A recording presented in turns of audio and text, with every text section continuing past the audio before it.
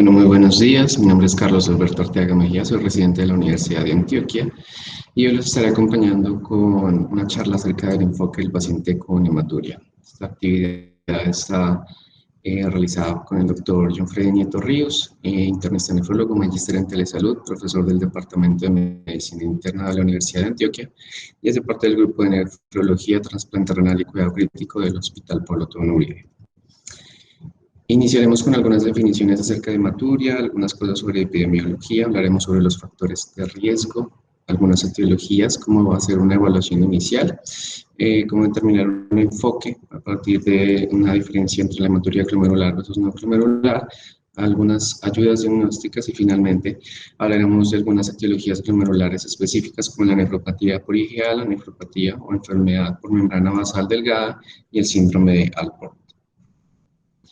Entonces, se define como hematuria, en general como una presencia de glóbulos rojos en orina o como una cantidad anormal de orina en la sangre. Típicamente la vamos a dividir como hematuria macroscópica cuando hay una detección evidente de una orina roja, evidente pues, a simple vista. Esto dado que, digamos, cantidades tan pequeñas como 1 mililitro de sangre podrían cambiar el color de 1 litro de orina. En otros textos aparece como que esta tinción va a aparecer a partir de unos 50 eritrocitos por campo de alto poder y en otros textos como mayor de 500 eritrocitos por mililitro. La microhematuria, por su parte, sería como aquella que no es evidente a simple vista, se detecta por tirillas reactivas o puro análisis, usualmente de forma incidental, porque se piden para evaluación de otras situaciones, y digamos que ya estrictamente hablaríamos de hematuria microscópica cuando existen 3 o más eritrocitos por campo de alto poder. La hematuria tiene una prevalencia variable, más o menos entre el 1 al 18%, dependiendo de las series. Sin embargo, en las consultas urológicas puede llegar a ser del 20%. Esto va a estar determinado por la edad, el género, la frecuencia de evaluación que se realice para esta hematuria, la definición que se utilice y los factores de riesgo que tengan las poblaciones evaluadas. Usualmente es un hallazgo incidental, como les decía, porque se pide para evaluación de otras enfermedades y a pesar de que hay una relación evidente con cáncer uroterial, hasta el momento ninguna organización mayor en salud pues, indica que se pueda hacer como un tamizaje de los pacientes asintomáticos con el uroanálisis. Es importante, dado que hay un amplio diagnóstico diferencial, incluso pues hay una sobreposición de las causas entre las hematurias macro y micro, y pues digamos que simplemente hay una diferencia cuantitativa en cuanto a la diferencia o a la definición, pero pues los diagnósticos diferenciales siempre están solapados. Digamos, esto es importante porque aparte de esto, esto nos va a determinar como a qué pacientes estudiar y con qué intensidad y a cuáles se les podría dar pues, de alta sin un seguimiento tan profundo. Y digamos que lo importante también es que hasta el momento la evidencia que tenemos en hematuria va a derivar usualmente de opinión de expertos y de evidencia de baja calidad, usualmente estudios observacionales principalmente, y que son estudios de más bien pequeños y con diseños muy heterogéneos entre sí. Por lo general, la hematuria no es peligroso, a menos de que sea como se produzca una hemorragia intensa que cause coágulos, obstruyan los uréteres y cáncer de retención urinaria, o en su defecto porque la pérdida sea tan importante que pueda causar anemia y inestabilización de los pacientes. Sin embargo, en los pacientes jóvenes tiende a ser en la mayoría de los casos benigna y en muchos de los otros casos no se identifica una causa. En algunas series se ha determinado que hasta el 61% de los pacientes no tienen una causa urológica clara. Es importante por la relación con malignidad subyacente, hasta más o menos un 10 a 40% de los pacientes que tienen un tipo de estudio de hematuria pueden tener un cáncer uroterial, y de las microscópicas aproximadamente un 5% podrían tener esta relación. En otras series de menores de 44 años el riesgo sería de el 0%, en hombres lo describen en mayores de 40 del 3.4%, mientras que en mujeres mayores de 40 años sería del 8.3%. Ahora bien, digamos que esa relación con malignidad está determinada por ciertos factores de riesgos, principalmente el tabaquismo, dado que aumenta el riesgo de cáncer de vejiga unas 3 veces, y existe una asociación del 50-60% con este tipo de cáncer en hombres y 25% en mujeres. Otros factores importantes serían la edad, en mayores de 35 años y hombres. Sin embargo, pues existen otros factores de riesgo importantes como las irradiaciones pélvicas, el uso de ciertos quimioterapéuticos, inflamaciones crónicas de vejigas, posiciones ocupacionales. Dentro de estos podemos encontrar pues múltiples y aquí podemos encontrar algunos más específicos entre las exposiciones ocupacionales, como les decía, pues como algunos productos de manufactura, aluminio, pacientes que trabajan con petróleo, dentro de, digamos que hidrocarburos aromáticos también, el tabaco, como les decía, algunos analgésicos de abuso, porque están relacionados con un aumento de riesgo de cáncer uterino, aunque no se sabe bien la causa.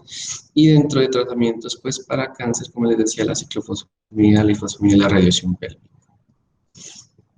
Dentro de las etiologías, pues realmente las causas son múltiples y pueden presentarse en cualquier eh, parte del tracto urinario. Podemos empezar pues desde los riñones con causas benignas como masas por angiolipomas, oncocitomas, abscesos, algunas, digamos, masas renales malignas, ya entre esos el carcinoma de células renales, y ya, digamos, causas glomerulares específicas de las cuales les voy a hablar al final de la charla, entre otras, pues, pielonefritis, hidronefrosis, hipercalciuria, hiperurcuria, algunas hipertensiones malignas. Dentro de los uréteres, malignidades, cálculos, algunas estenosis, posfibrotelioles, algunas condiciones postquirúrgicas. Y también se describen pues, múltiples situaciones que podrían causar una simulación o una falsa hematuria o al menos una hematuria transitoria que es parte pues, del abordaje que tenemos que descartar inicialmente de estos pacientes. Ya, digamos, hacia el tracto urinario inferior, pues las posibilidades vienen a ser malignidad, radiación, cistitis, algunas cistitis crónicas y cualquier otro tipo de enfermedad que se pueda producir dentro de la próstata. Esto tiene una relación importante con la edad, digamos que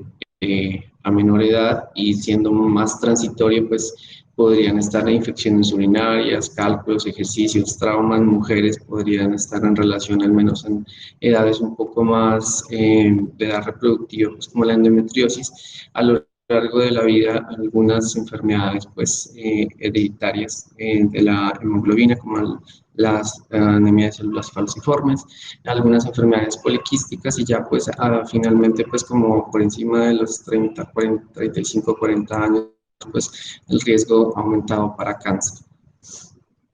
Dentro de las hematurias microscópicas principalmente y las que tienen un origen glomerular serían la nefropatia preaxial, la enfermedad por membrana basal delgada y el síndrome Alport, que en otros textos se conoce como nefritis hereditaria. Estas serían pues como las principales causas de hematuria o microhematuria glomerular a descartar. Entonces en la evaluación inicial de los pacientes necesitamos una detallada historia clínica, un examen físico adecuado y hacer una evaluación del sedimento urinario, además de la función renal. Y digamos que posteriormente unas imágenes diagnósticas que van a depender pues, de la sospecha clínica. Usualmente dentro de la historia clínica algunos síntomas podrían ayudarnos digamos, que irnos más hacia un lado que a otro, digamos, las infecciones de tracto urinario van a tener pues, síntomas irrotativas, las urolitiasis usualmente pueden tener más dolor en flancos, aunque en algunos casos pueden tener fiebre sin tener infección. La malignidad usualmente tiende a ser más sin dolor, pero puede también acompañarse de síntomas irritativos urinarios que pueden confundir pues, con otras causas. Los síntomas prostáticos, al menos los podrían estar en relación tanto como con cáncer como hiperplasia prostática benigna y ya las cistitis hemorrágicas pues como un sangrado persistente dentro de la vejiga con urgencia, frecuencia y dolor en la vejiga, al menos en el hipogastrio. Y dentro de las traumas pues más como una hematuria que lleva con coágulos y existe una correlación clínica de la historia del trauma. Algunos otros síntomas específicos, como historias recientes de infecciones respiratorias, podrían estar en relación con glomerulonefritis postinfecciosas, nefropatías por IgA o incluso con algunos tipos de nefritis hereditaria. Las historias familiares pues podrían estar más a favor de nefritis hereditarias, enfermedades poliquísticas renales, incluso anemia de células falciformes. Algunos trastornos de hemostasia o anticoagulación podrían estar en relación con la hematuria, sin embargo, en esto, al menos en el 81% de los casos, siempre existe una causa urológica de base. Al examen físico, pues múltiples, pero siempre tenemos que evaluar la hipertensión o las cifras de tensión arterial, pues las cifras elevadas pues, estarían más a favor de algún tipo de nefropatía, lo mismo que el edema o en su relación con síndromes, con un síndrome nefrótico, al menos con una proteinuria importante.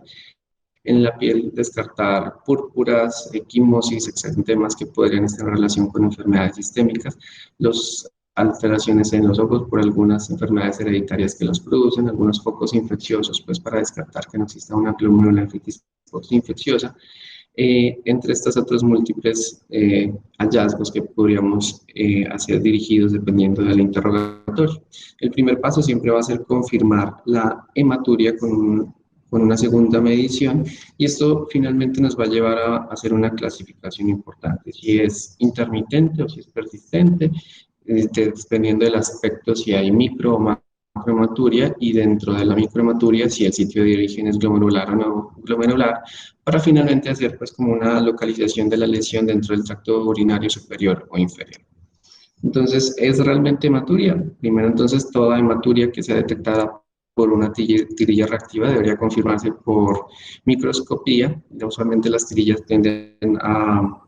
detectar un equivalente a 1 a 2 eritrocitos por campo de alto poder y esas tirillas reactivas tienden a tener una buena sensibilidad,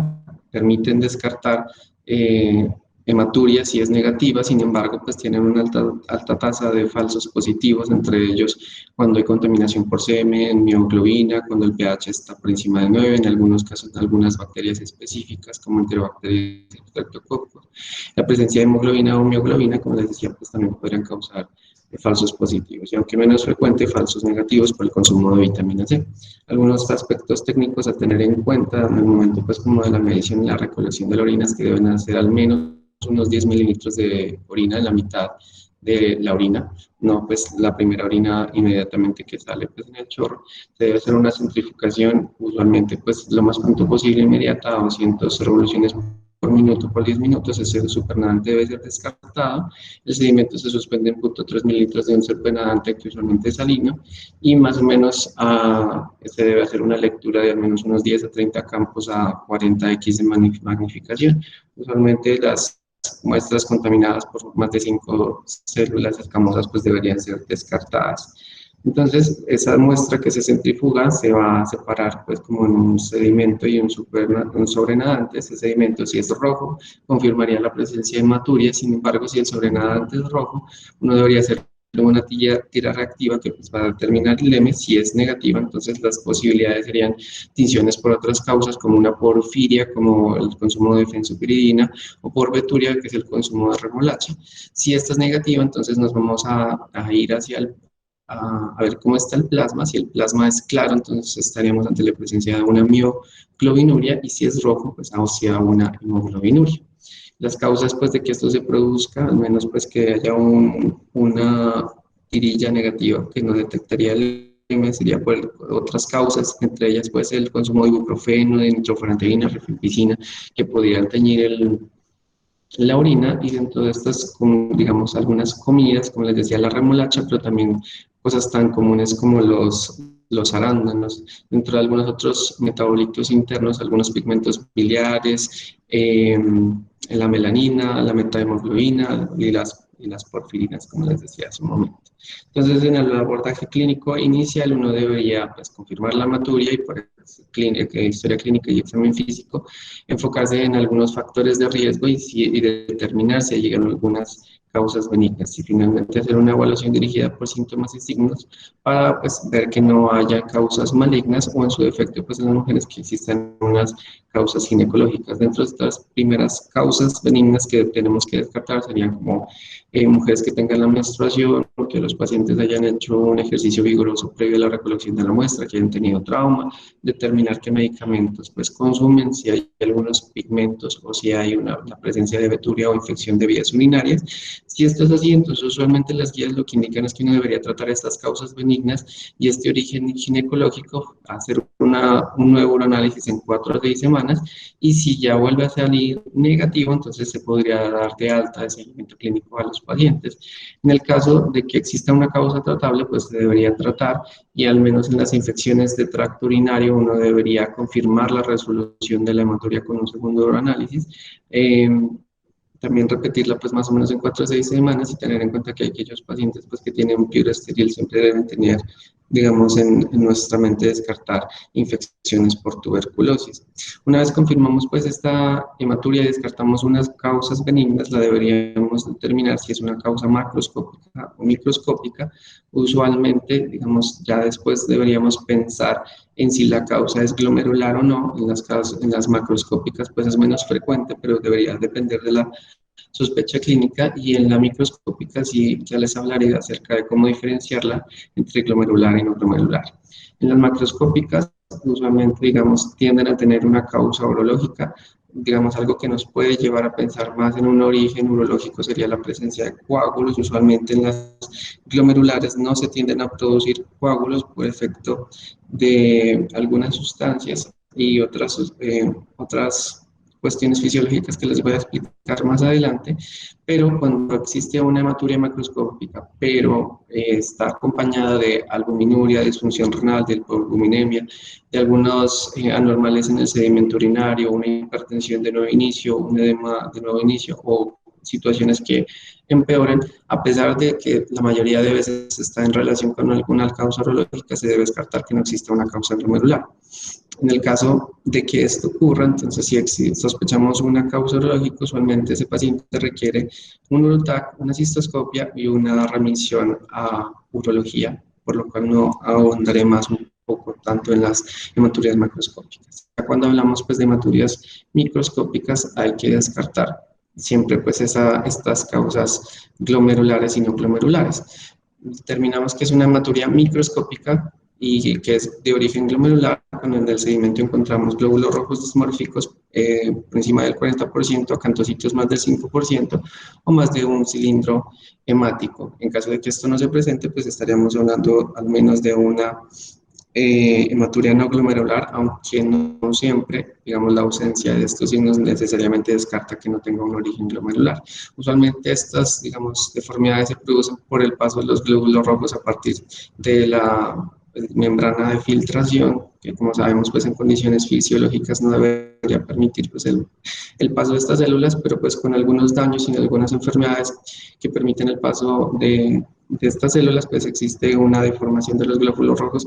que es lo que se ve pues como en el sedimento. Una forma de descartar, además de que exista pues como una causa glomerular o extraglomerular,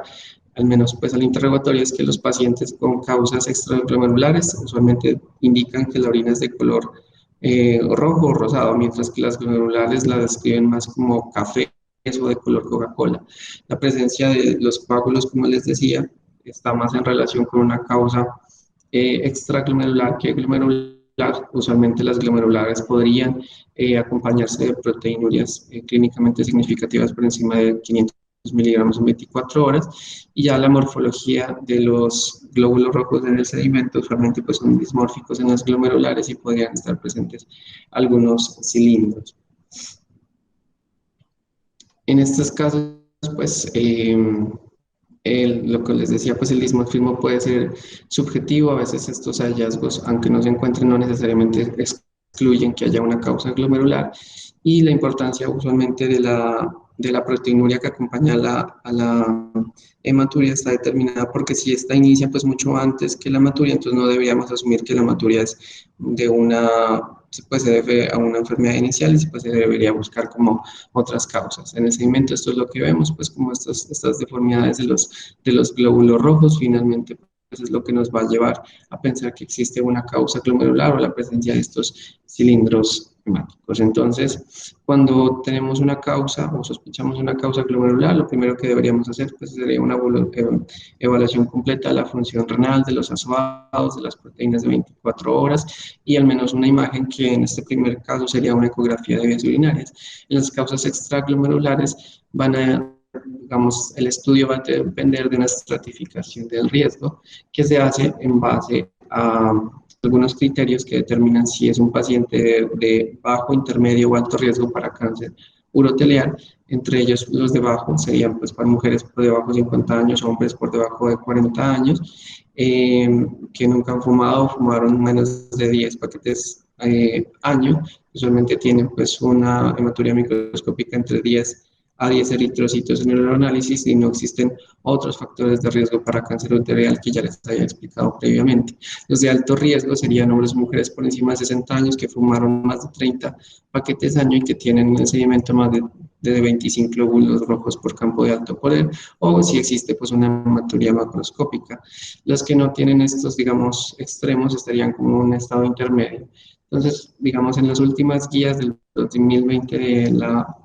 de la Asociación de Urología Americana,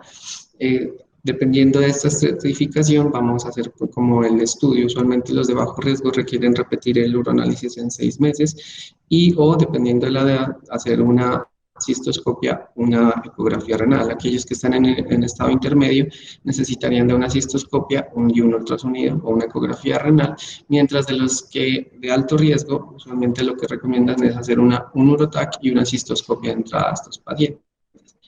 En caso de que los estudios que se repitan sean negativos, estos pacientes deberían tener un nuevo uroanálisis en 12 meses para hacerles un seguimiento y si encontramos pues una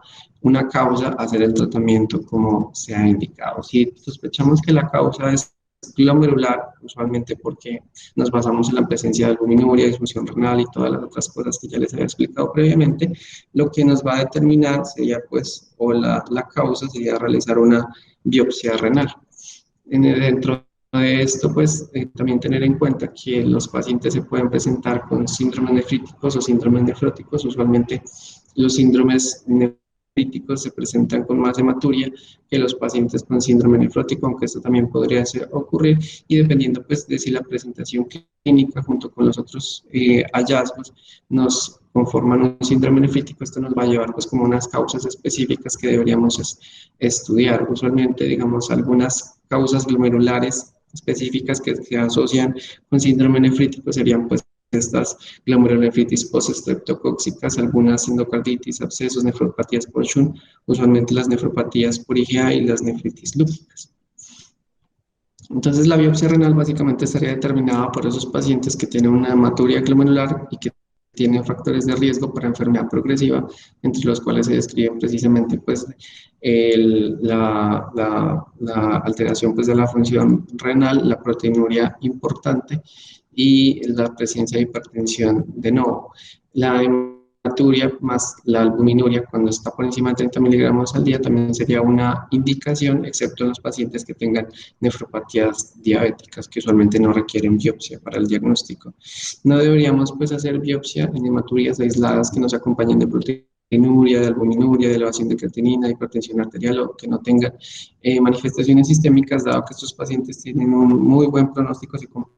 casi como los pacientes de la población general y usualmente si estos pacientes se llevan a biopsia van a tener resultados normales o van a tener nefropatías por IgA o membranas basal delgadas, algunas anormalidades inespecíficas y muchas veces nefritis hereditarias como el síndrome de Alport, aunque el síndrome de Alport sí tiene algunas otras manifestaciones extrarrenales pues, que son importantes.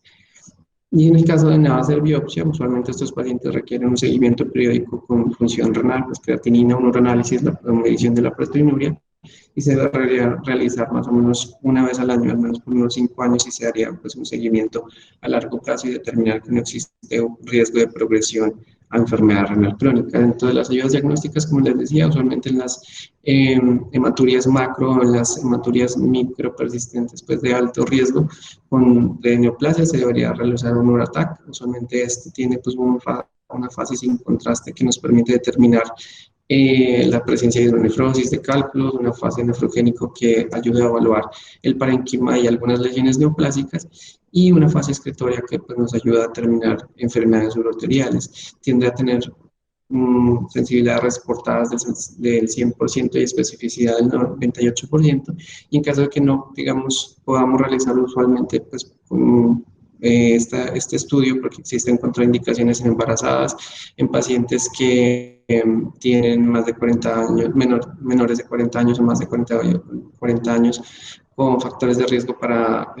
malignidad o neoplasias malignas genitourinarias, o en aquellos pacientes que tienen contraindicaciones para el contraste de edad o tienen una insuficiencia renal, pues las opciones serían realizar resonancias magnéticas, la combinación de ecografía renal o una urografía escritora, porque estos pacientes pues no podrían ser expuestos a contrastes. También tener en cuenta pues que la resonancia eh, renal también estaría contraindicada en aquellos que tienen pues como tasas de filtraciones bajas por el riesgo de esclerosis sistémica nefrogénica. Y usualmente la ecografía renal tiende a tener una buena especificidad del 95%, aunque la sensibilidad es tan baja como del 50%, pero pues es una muy buena imagen usualmente para el estudio de las vías superiores en estos pacientes. Dentro de las ayudas diagnósticas, como les decía, la mayoría de los pacientes de macrohematuria van a necesitar una cistoscopia. Usualmente esto ayuda pues, a hacer una visualización directa de toda la vejiga, identificar un sitio de sangrado, evaluar también próstata y uretra. Y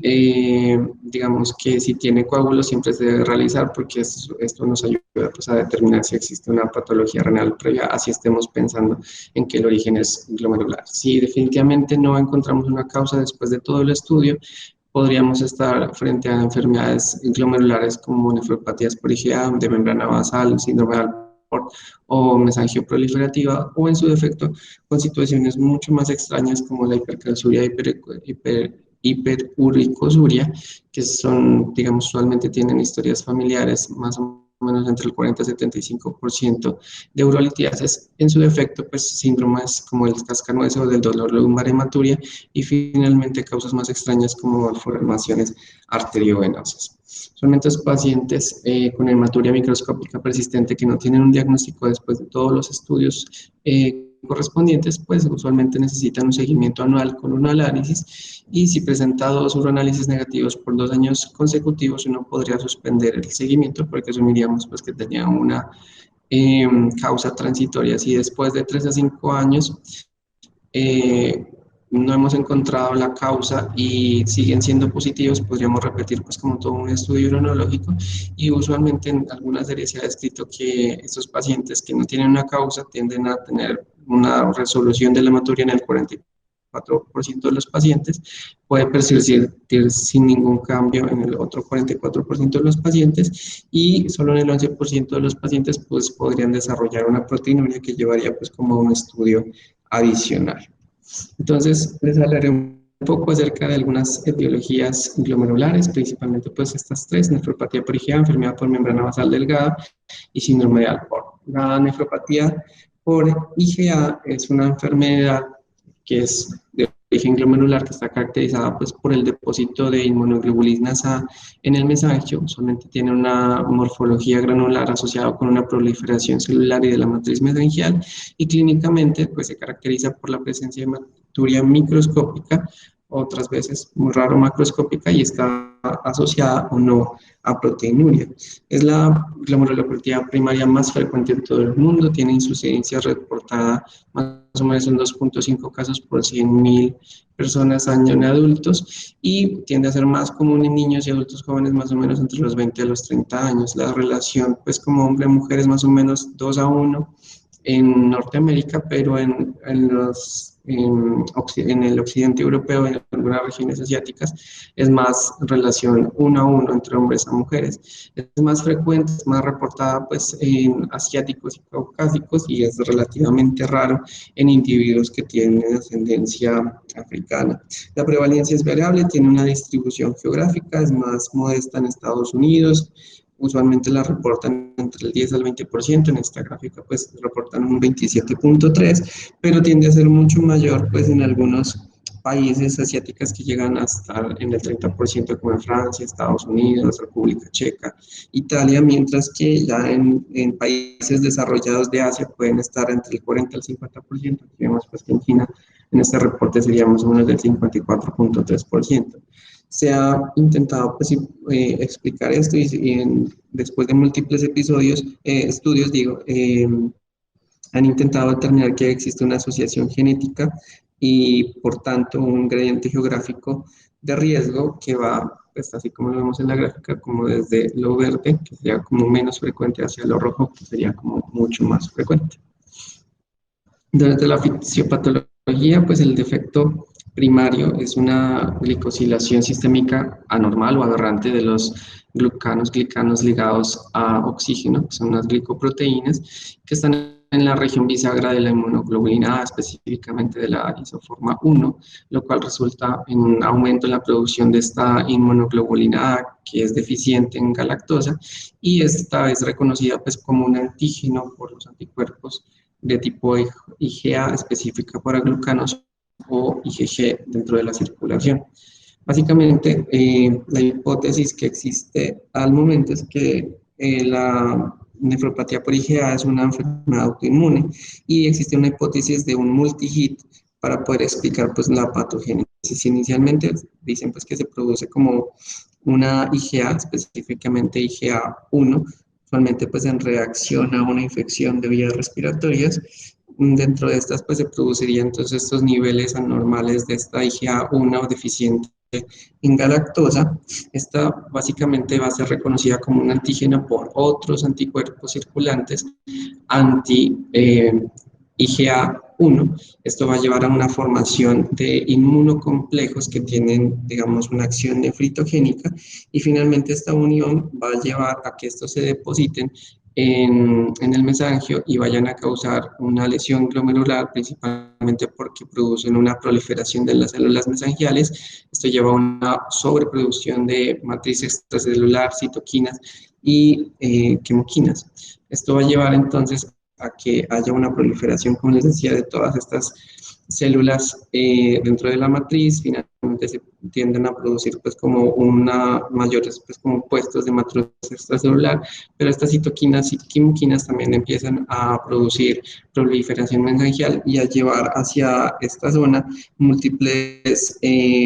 mediadores, entre ellos macrófagos, monocitos, células T, y dentro de estos mediadores humorales también se va a producir pues como una expresión a la baja de proteínas de los podocitos que finalmente van a llevarlos a apoptosis y a pérdida pues como de proteínas y de glóbulos rojos, que serían pues como la manifestación clínica.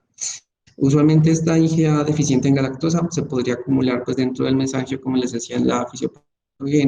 de dos formas. O se forman esos inmunocomplejos en la circulación y finalmente llegan después a través de las fenestraciones del glomérulo hacia la red capilar y se depositan en el mesangio, o en su defecto la IgA sin unión se va a ir por el glomérulo, ya después se planta en el mesangio y después son los anticuerpos circulantes los que llegan, usualmente estos ya de tipo IgG o de IgA1 específicamente. Todas estas, digamos, estos cambios y esta sobreproducción de células mesangiales, de endoteliales, de esa sobreproducción pues como de citoquinas inflamatorias que también son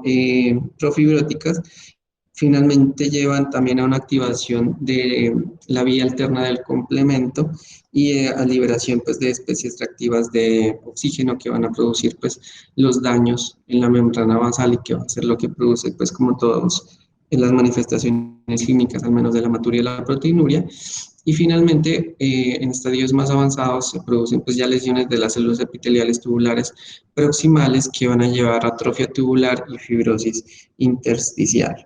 Estos pues son algunos cambios histológicos que finalmente se van a utilizar en un score que se llama MAEST-C, del cual les voy a hablar enseguida. Entonces, la etiología hasta el momento es desconocida, existe alguna asociación con una predisposición genética, usualmente se reconoce que hay una infección de mucosas previo al inicio de los síntomas de la enfermedad y más o menos entre un 90 y 95% de los casos tienen un origen esporádico y un 5 a 10% un origen familiar y generalmente pues es primaria. Hay algunas asociaciones con ciertas enfermedades específicas, enfermedades reumatológicas como la espondilitis anquilosante, la artritis reumatoide,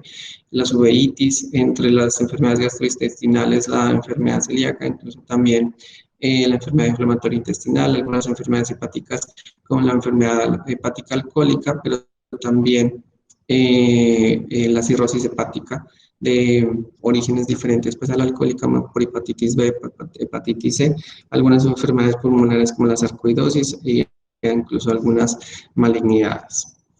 La presentación clínica pues es variable, hasta el 40-50% de los pacientes se pueden presentar con una hematuria macroscópica adicional a una infección respiratoria. Usualmente tienden a ser hematurias transitorias, pueden ser de un único episodio, y estas infecciones respiratorias pueden ser amigdalitis bacterianas o infecciones virales de vías respiratorias superiores. Se pueden manifestar con fiebre de bajo grado, a veces con dolor en flancos. En un segundo escenario, en el otro 40 o 50% de los pacientes, solo se van a presentar con hematuria, que sería un hallazgo incidental, se pueden acompañar de proteinuria leve y digamos que eventualmente podrían producir episodios únicos o transitorios de macrohematuria hasta en el 20 a 25% de los pacientes. Y mucho menos frecuente, un 10% de los pacientes se presentarían con un síndrome nefrótico o con una glomerulonefritis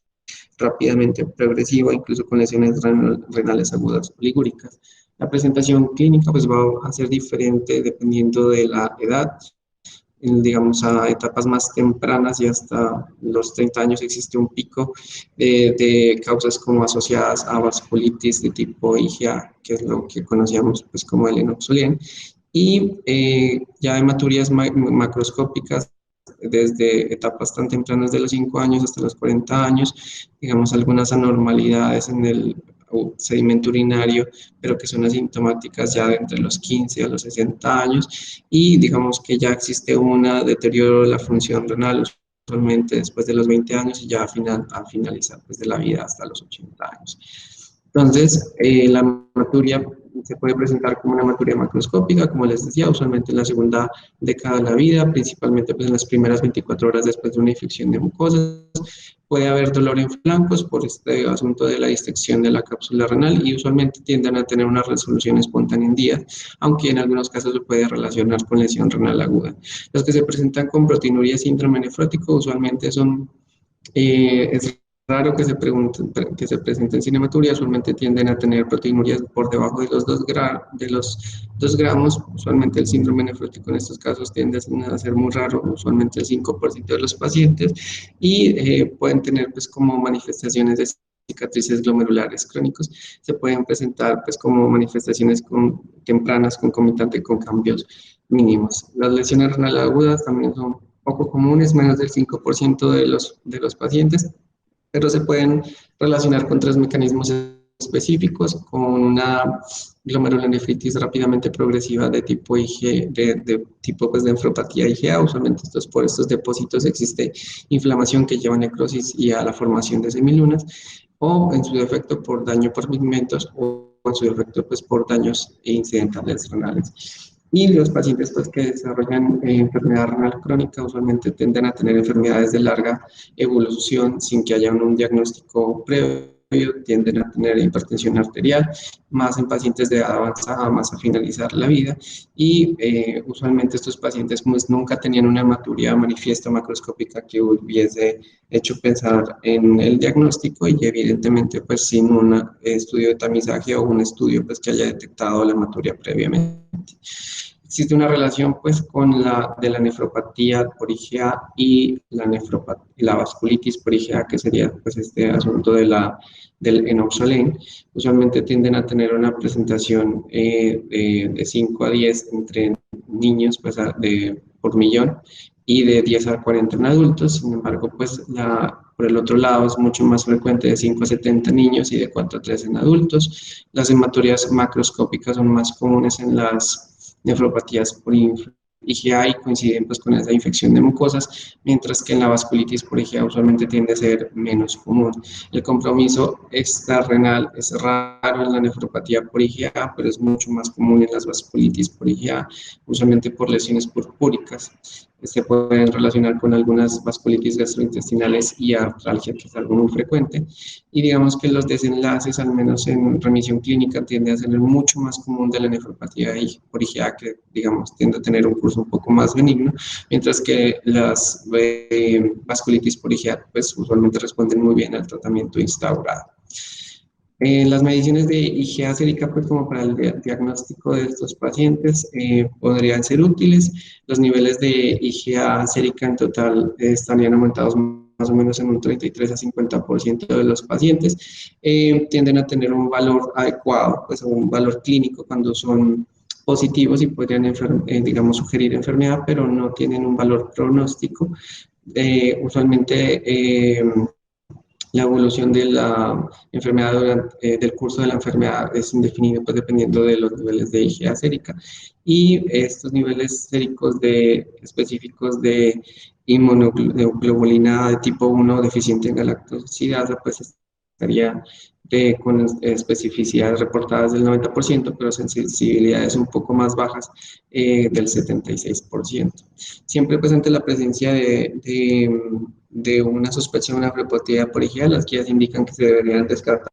causas secundarias, entre ellas pues estas vasculitis de tipo IgA, o que sea una nefropatía por IgA secundaria a infecciones por virus de VIH, hepatitis B, hepatitis C, asociaciones con enfermedades inflamatorias intestinales, algunas enfermedades autoinmunes y cirrosis hepática, como les había mostrado previamente. Incluso descartar que no sea una glomerulonefritis relacionada con infección con una predominancia de IgA.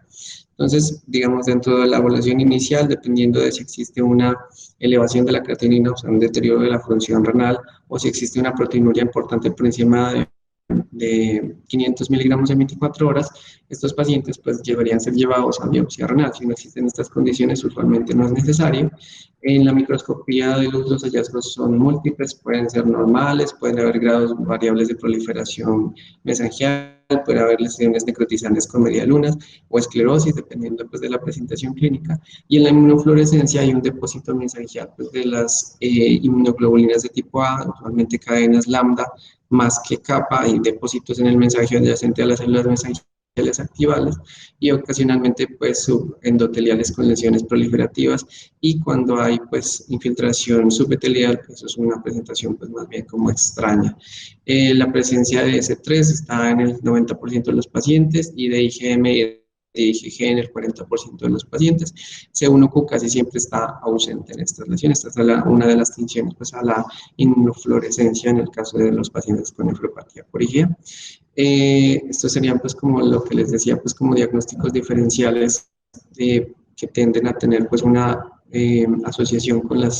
el depósito mesangial de IgA, antes de estos pues la nefropatía de IgA, pero también vasculitis IgA, las nefritis lúpicas, algunas enfermedades alcohólicas, gamma-neopatías monoclonales de tipo A, pueden tener pues como depósitos de inmunoglobulinas, aunque no necesariamente tienden a tener, digamos, una nefropatía por IgA exactamente. El pronóstico que se ha determinado en estos pacientes pues tienden a tener un curso más bien como lentamente progresivo, más o menos un 20 a 30% de los pacientes desarrollan insuficiencia renal a los 20 a 25 años, pero esta caída de la tasa de filtración glomerular usualmente tiende a ser muy lenta, más o menos de 1 a 3 mililitros por año, y sin proteinuria, sin lesión renal aguda o sin hipertensión, el riesgo más bien es bajo a los 15 años, mientras que los pacientes que tienen signos o síntomas o una proteinuria importante, digamos que el riesgo ya aumenta al 40%, y los que tienen ya falla renal, usualmente ya, digamos, tienden a tener una progresión del 50 al 70%. Dentro de estos factores pronósticos existen pues descritos múltiples, algunos demográficos, clínicos, de laboratorio, algunos hallazgos principalmente a la histología, que les voy a hablar enseguida, y a la inmunofluorescencia. Entonces, los predictores de progresión más importantes serían la elevación de la creatinina, la presencia de hipertensión arterial por encima de 140/90, las proteinurias especialmente por encima de 1 gramo en 24 horas, y aquellos que tienen una mayor alteración pues en este MEST score C, que es una clasificación histológica que se hizo en Oxford y que está determinada por la presencia de hipercelularidad mesangial, glomerulosclerosis segmental, hipercelularidad endocapilar, atrofia tubular o fibrosis intersticial, o la presencia de semilunas. Esto pues se ha validado y se ha combinado con otras digamos, con otros ítems clínicos en este International IgA-N Prediction Tool, que nos va a determinar pues como el riesgo de progresión o enfermedad renal, que se manifestaría pues de esta manera. Entonces, digamos, cuando ingresamos como todos los valores, esto nos ofrece pues como un riesgo de progresión, aunque realmente pues como la validación de estos scores para determinar el tratamiento de los pacientes hasta las últimas guías todavía no se tiene en cuenta o es insuficiente. Entonces, el tratamiento puede ser un tratamiento de soporte optimizado que tiene, digamos, el objetivo de enlentecer el deterioro de la función renal y un tratamiento de inmunosupresión siempre y cuando no haya funcionado el soporte optimizado y que está dirigido pues específicamente a mecanismos patogénicos, digamos, implicados usualmente pues este asunto de toda la inflamación que les había explicado previamente. En este tratamiento de soporte, usualmente lo que recomiendan es hacer un adecuado manejo de la presión arterial en los pacientes que tienen cifras tensionales elevadas, alcanzar una dosis máxima tolerada de IECA o de ARA2,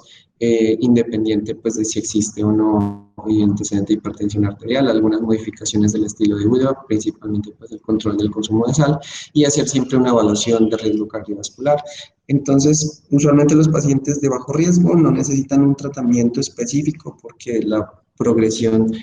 como les decía, y el pronóstico es muy bueno. Los pacientes solo necesitarían pues como seguimiento anual o bianual, por lo menos unos 10 años. Los de riesgo intermedio sí van a necesitar un tratamiento de soporte por lo menos de 3 a 6 meses, y los de alto riesgo, que usualmente se relacionan con falla renal aguda o con glomerulonefritis rápidamente progresivas, estos sí van a necesitar pues como un tratamiento dirigido para esas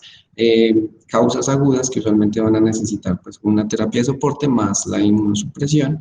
Y en estos riesgos intermedios pues usualmente van a necesitar o se va a dividir el tratamiento de soporte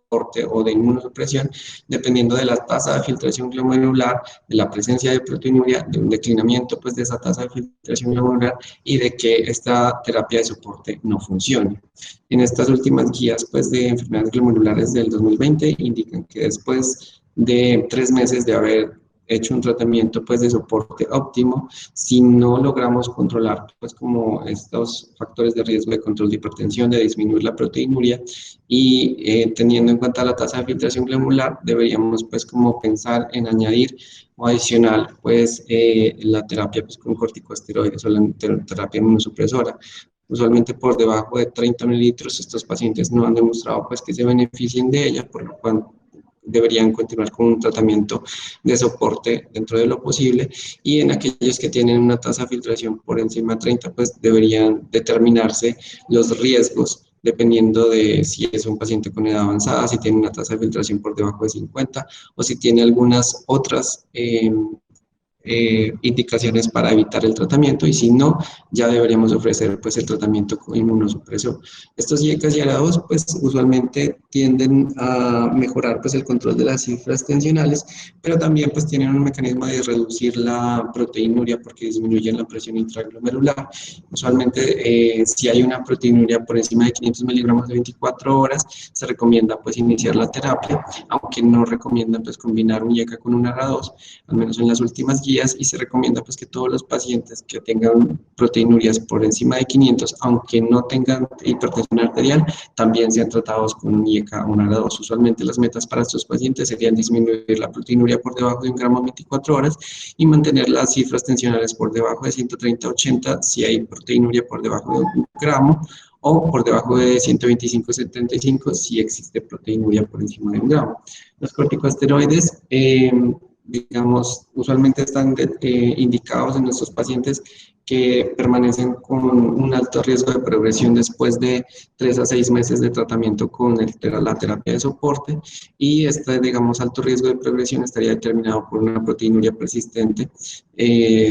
por encima de 1 gramo, perdón, si es por encima de 1 gramo a pesar de 90 días de tratamiento. Usualmente ya en estas últimas guías del 2020 indican pues que esos scores del MEDC y esta prediction tool no deberían ser usados pues como para determinar qué régimen usar, usualmente pues no tampoco para determinar si usamos corticosteroides o no, y siempre pues hay que, antes de iniciarlos pues deberíamos determinar el riesgo y los beneficios de la inmunosupresión. O sea, pues hay múltiples estudios, en esta última guía estos serían como los 3 estudios que tendrían como tener un uso más uniforme de corticosteroides asociados pues como a los IECA SOLAR-2, porque finalmente no es que se reemplacen los IECA SOLAR-2, sino que se adiciona a este tratamiento de soporte los corticosteroides en estos pacientes. Digamos, el más grande sería este último, el testing trial, que fue en el 2017, y indican pues que se utilizó en este protocolo metilprednisolona 0.6 a 0.8 miligramos kilo día, más o menos 4 miligramos al día, una dosis alta de 2 meses, que después se fue, digamos, titulando a 8 miligramos al mes, con una exposición total de 6 a 8 meses. Los otros dos estudios pues son un poco más pequeños, pero también, digamos, tienen estos regímenes que ya están determinados por el uso de prednisona. Estos corticosteroides usualmente, digamos, no tienen un beneficio claramente establecido y se deberían utilizar con precaución o evitar utilizar si las pacientes ya tienen tasas de filtraciones por debajo de 50, si son diabéticos, si son obesos por encima de un IMC por encima de 30, si tienen alguna infección latente o si tienen historia de úlcera péptica o enfermedad psiquiátrica no controlada, porque usualmente pues estos pacientes no están muy bien representados en los estudios, en la evidencia actual.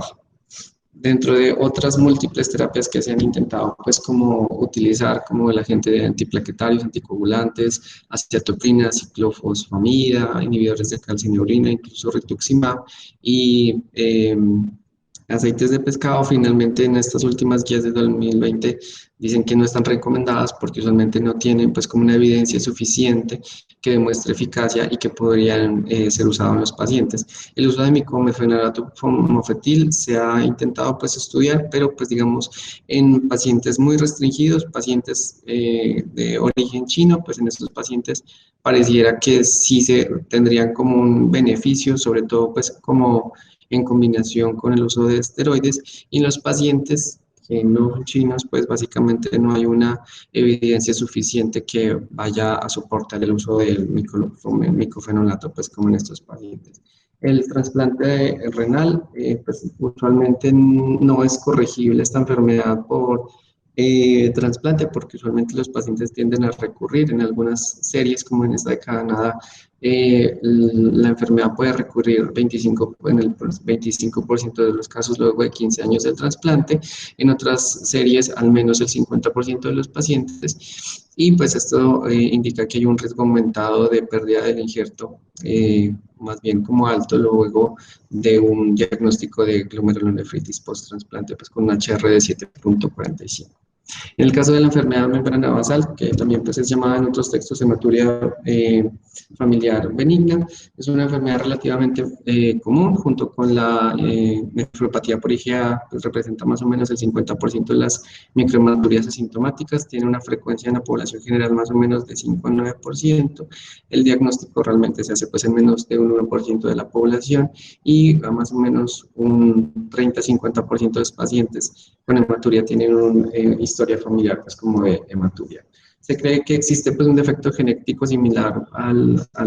que existe en el síndrome de Alport, que les voy a explicar enseguida. Esta enfermedad tiende a tener más un patrón autosómico dominante, hay un adelgazamiento difuso pues, de la membrana basal glomerular y se han determinado que existen pues, ciertos defectos heterocigóticos en estas cadenas, en estos genes pues, que determinan la codificación de cadenas alfa 3 y alfa 4 del colágeno tipo 4, que serían el COL4A3 y el COL4A4, más no el COL4A5, que sí está afectado pues, en el síndrome de Alport. Usualmente, pues en este caso, el paso de los glóbulos rojos a través de esta membrana basal delgada se produce pues porque hay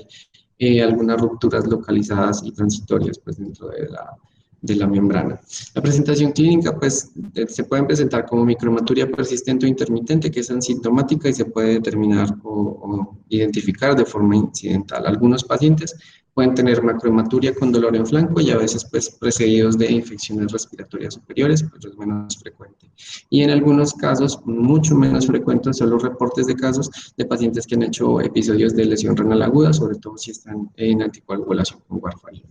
El diagnóstico diferencial, pues obviamente se hace con las nefropatías por IgA, pero en estos pacientes con nefropatía por IgA no existen ningún antecedente pues, de enfermedad renal ni de hematuria. Y el diagnóstico pues, diferencial más importante sería con el síndrome de Alport. Algunas cosas que nos podrían ayudar a diferenciar es que las manifestaciones extrarrenales en el de membrana basal delgada son más bien raras, pero sí están presentes en el Alport. La proteinuria, la hipertensión y la progresión en la enfermedad renal crónica son inusuales en menos del 10% en estos pacientes de membrana basal delgada. Extra se produce, o es muy inusual en pacientes de menores de 40 años. Usualmente no tienen diferencias en el género, al menos pues como en la transmisión genética, y usualmente estos tienden a tener una transmisión autosómica dominante, mientras en el Alport pues tiene otros tres tipos de transmisión que les explicaré enseguida. El diagnóstico usualmente pues, es inferido por historia de hematuria sintomática, que no tiene proteinuria o usualmente es leve, tiene una función renal normal y hay una ausencia de historia familiar de falla renal. Por lo tanto, estos pacientes usualmente, como tienden a tener una presentación tan benigna y no se acompañan pues, de ningún factor de riesgo de progresión, esos pacientes usualmente no se biopsian y digamos el diagnóstico se hace por inferencia, más no necesariamente requieren biopsia, y sobre todo porque tienden a tener un curso benigno. Solo pues, bueno, algunos textos indican que debería hacerse pues como la biopsia en los pacientes en los que se tienen pues esta sospecha de enfermedad por membrana basal delgada, pero que se acompañan de proteinuria persistente, o si estos pacientes pues se les sospecha la enfermedad y podrían ser considerados como donantes renales, o si tienen una pareja con una hematuria aislada de origen benigno, pues y de pronto, digamos, con la unión, pues sus hijos podrían tener mayor riesgo. En la histología, pues finalmente lo que se ve pues, es adelgazamiento de la membrana basal. El pronóstico, como les decía, tiende a ser muy bueno en la mayoría de los pacientes que tienen hematuria aislada. De pronto las mutaciones heterocigóticas que están relacionadas con estos genes de COL4A3 y 4 son considerados de riesgo para falla renal, pues esos pacientes finalmente van a necesitar pues como un seguimiento a largo plazo y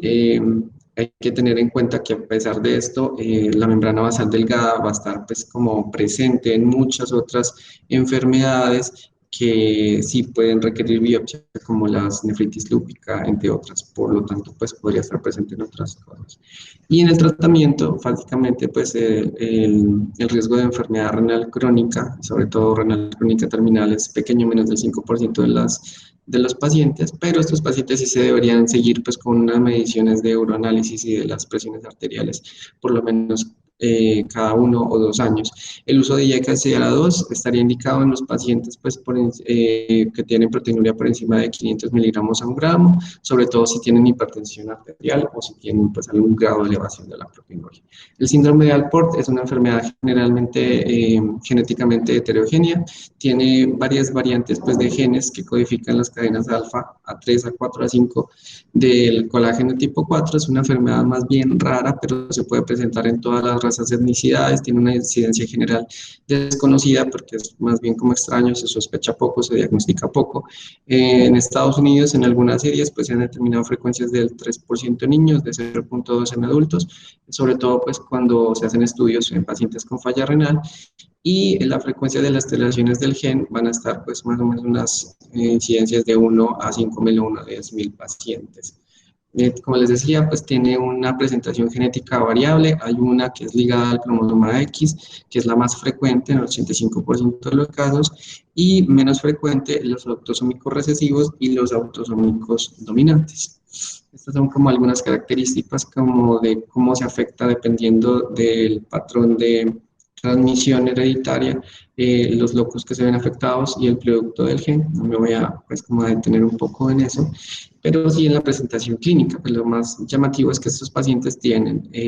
alteraciones renales, pérdidas auditivas y algunas alteraciones oculares que tienden a ser patognomónicas. Entre las renales usualmente son hombres con micromaturia persistente, usualmente el 90% de los pacientes que tienen síndrome de Alport ligado al X usualmente tienden a presentarlo. Es un hallazgo que se presenta en la primera década de la vida usualmente, y cuando no se presenta, digamos, dentro de estos primeros 10 años, sobre todo en hombres, pues el riesgo de que tengan la enfermedad tiende a ser mucho menor. La proteinuria está usualmente ausente, pero podría desarrollarse más en los pacientes que tienen síndrome de Alport ligado a X. y puede haber en ocasiones un aumento progresivo de esa proteinuria hasta llegar a un síndrome nefrótico. La enfermedad renal crónica terminal se puede presentar en todos los hombres con síndrome por ligado al X, principalmente aquellos que tienen pues como alteraciones en el COL4A5 más que en las otras presentaciones. La pérdida auditiva, pues usualmente lo que se presenta es una hipoacusia o una sordera ya neurosensorial bilateral, es más común en el ligado al X o en el autosómico recesivo, pero no es universal en todos los pacientes pues, que tienen el síndrome, usualmente inicia pues con frecuencias más altas hasta que ya progresa pues como al de la conversación normal y tienden a tener pues como una tasa de pérdida auditiva que es más o menos similar a la progresión de la insuficiencia renal en estos pacientes. El 30-40% de los hombres con ligado a X y el 15% de las mujeres tienden a tener alteraciones oculares. Este lenticonus anterior es patognomónico de la enfermedad y es una distorsión que se forma en forma de cono en la superficie anterior del cristalino. También se ha determinado pues, que existe una relación de estos hallazgos con enfermedad renal crónica antes de los 30 años y con sordera. Las granulaciones blancas o amarillas en la retina también son algunas alteraciones patognomónicas y la distrofia polimorfa de la córnea y algunas erosiones corneales recurrentes son hallazgos oculares que se pueden presentar. Esto es, digamos, como lo que se ve al examinar los ojos de los pacientes. Esta angulación pues sería el lenticonus que les había mostrado ahora y este asunto pues de las granulaciones en la córnea serían como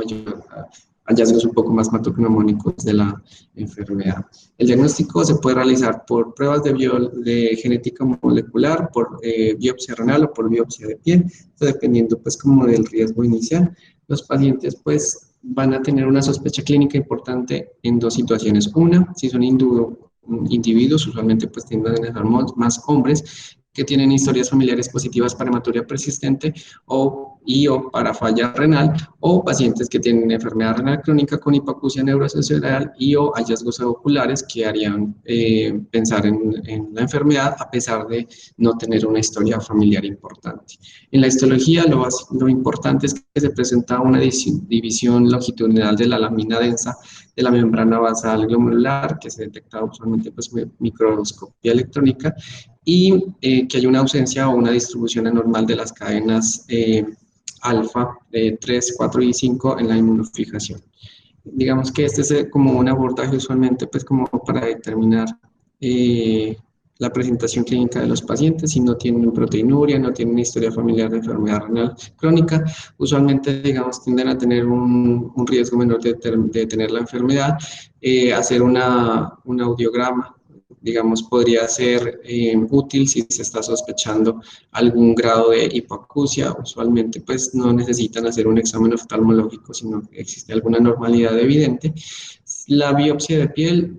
si es normal, podría soportar más como el diagnóstico de una membrana basal delgada. Si es anormal, más el diagnóstico de un síndrome por ligado a X. Usualmente en estos casos la biopsia renal no es necesaria y tampoco las pruebas de genética molecular. En los pacientes que no tienen proteinuria, pero que tienen, digamos, alguna historia familiar de disfunción renal, digamos, si es útil hacerle un audiograma, podría ser útil hacer un examen oftalmológico, la biopsia renal si es anormal, pues nos podría ayudar más a un diagnóstico de síndrome del por ligado X, pero si es normal, podría ser cualquiera de las tres formas de presentación, porque no las descarta. Usualmente en este caso sí la biopsia renal sería diagnóstica y digamos que las pruebas de genética molecular podrían ser útiles. En el caso de que exista proteinuria, historia familiar de hematuria y disfunción renal, pues en este caso sí necesitaremos hacerles un audiograma. Usualmente hay que hacer un examen oftalmológico importante. La biopsia de piel podría ayudarnos a determinar pues como más si existe un ligado a X o si es autosómico recesivo o autosómico dominante, pero pues sería mucho más diagnóstico la biopsia renal y podría obviamente ser útiles todas las pruebas de genética molecular, solo que estas pruebas de genética molecular pues, son costosas, no están siempre disponibles. El tratamiento, estos pacientes siempre requieren un seguimiento a largo plazo con nefrología, necesitan control de factores de riesgo, así como estas otras dos enfermedades previas, con el control de hipertensión, de la proteinuria y de la dislipidemia. Los diecas y los ARA2 disminuyen pues, la tasa de glomerulosclerosis y de progresión según algunos estudios. La indicación es que pacientes con ligado al X y hombres y mujeres con síndrome autosómico recesivo con o sin proteinuria tengan un IECA-NORA2 y todas las mujeres pues, con síndrome de Alport ligado al X y todos los hombres y mujeres con síndrome de Alport autosómico dominante si existe una proteinuria persistente. El trasplante pues tiende a tener, esos pacientes y tiende a tener unos excelentes resultados, no hay recurrencia porque pues en este caso la membrana basal del donante ya no tiene los defectos genéticos y es sana. Sin embargo, pues el riesgo importante de estos pacientes, en el 3 a 5% de los pacientes es que pueden presentar una enfermedad por anticuerpos antimembrana basal glomerular. Muchas gracias.